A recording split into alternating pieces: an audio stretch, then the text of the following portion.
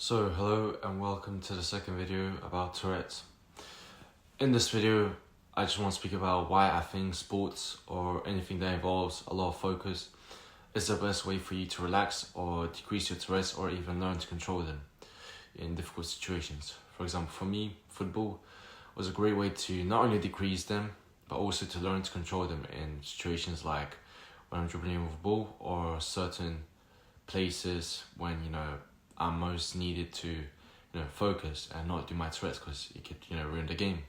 But football did really help me to decrease them, since when I was playing football, I had nothing else to think about except, the sports. I had to focus on the players, my players, the opponents. That was the only thing that I was thinking about. So, and the only time I would actually do my Tourette's when, for example, there was a throw-in, there was a cross, maybe someone gets injured. That's when I had the time to relax and my tics were coming back, because, when you're focusing on something, your Tourette's, for example, for me, they are at the back of my head and I didn't really do them. So, if you want to decrease them, sports is therefore a big thing, but also it doesn't have to be sports. It could be singing, it could be playing a piano, it could be playing a guitar, If you're able to focus when you sing and not think about anything else apart from the song, great. You should sing then, because if it helps you, relax and decrease your Tourette's, that's a great way that's a great way for you to relax and to, stop doing them for a certain amount of time.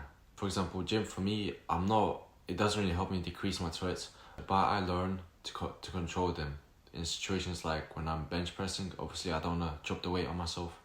So I train myself to hold them in situations like that when I'm more hyper, when I'm more energetic, and when it's more easier for me to drop the weight on myself.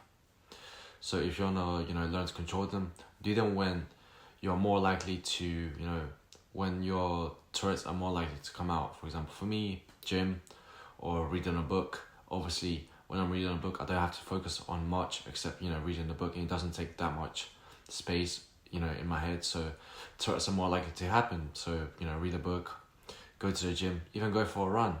When I used to run, I fell quite a lot of times, and over time I learned to control them, because when you're running, you don't really think about much except, where you're running. So, it's much easier for me to do my Tourette's, and plus I'm more hyper, I'm more energetic, and sometimes, I'm quite tired, and, my tics are more likely to come out. So I had to learn to control them, so I don't make noises, so I don't trip over myself. So running is it's a great way for you to learn to control them. Pretty much anything that you're more hyper, that's when you're more hyper and when it's much easier for your tics to come out and happen.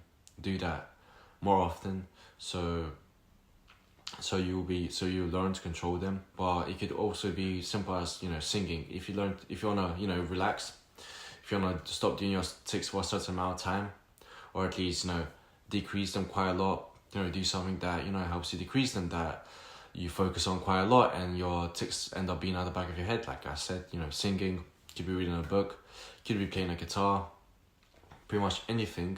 Could be even cooking, if you're able to focus, on what you're doing, on the food you're making, and, you end up doing less tics, do that more. And yeah, that's pretty much the end of the video. Don't really want to make it too long, but yeah, I hope you enjoyed this video, and I'll try to keep uploading more videos like that.